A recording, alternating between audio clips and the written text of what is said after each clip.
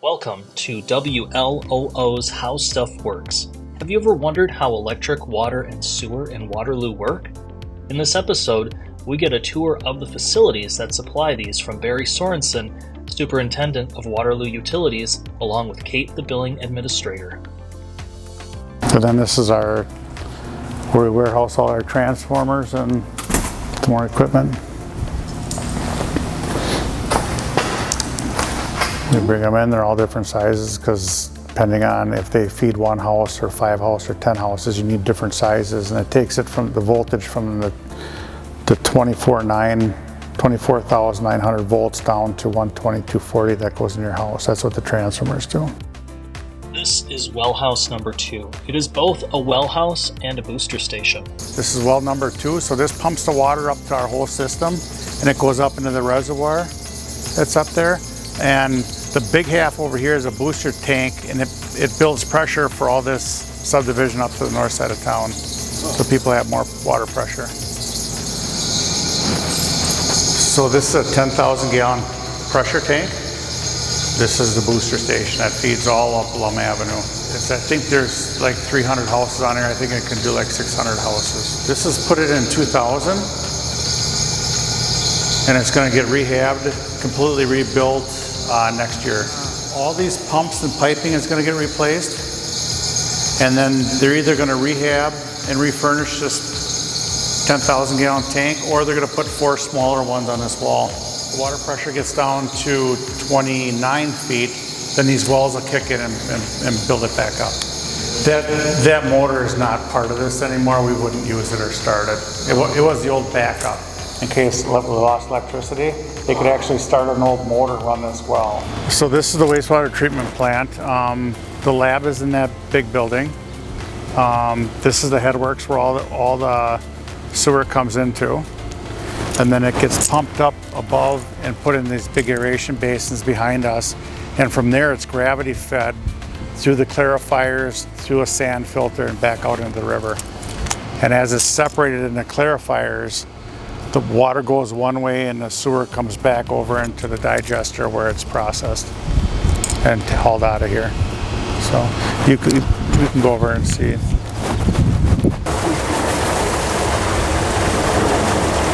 So each one of these basins is about 300,000 gallons. I think our flow right now is about 400,000 gallons a day.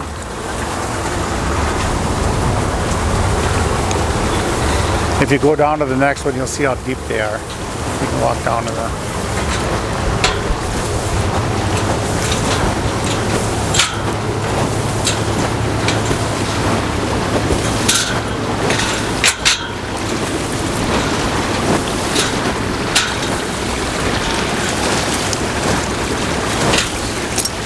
So when the sewer first comes in, it goes in this part and then it gets aerated so that the bugs can break the sewer down. That's what's happening when you give it air so the bugs can work.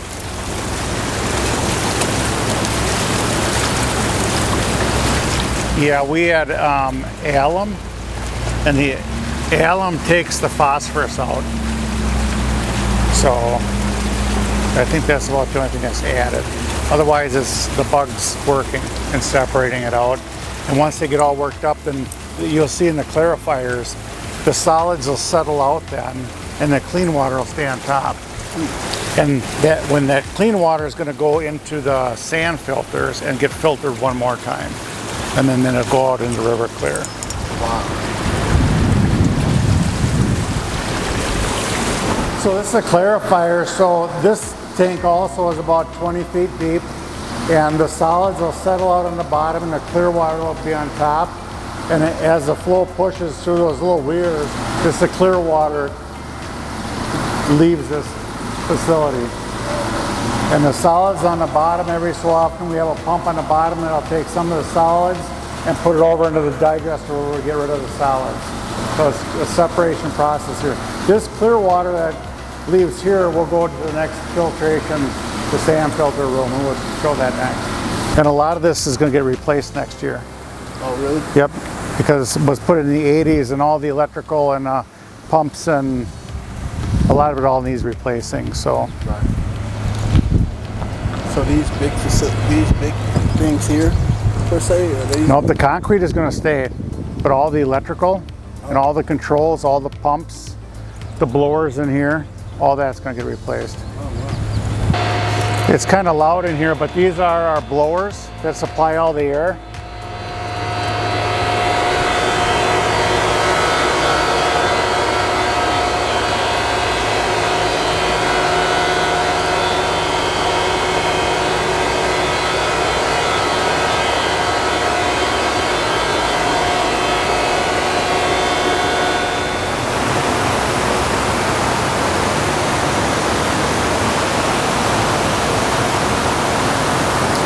So this is a sand filter room, so it leaves the clarifiers, the clean water, comes into here, and it goes over a bed of sand with a filter underneath it.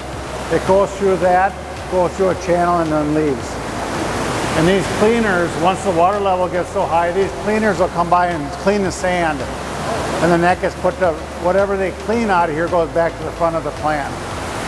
So the clear water from the sand filters will come through here. There's UV lights in here, and that'll kill any bacteria that's left in the water.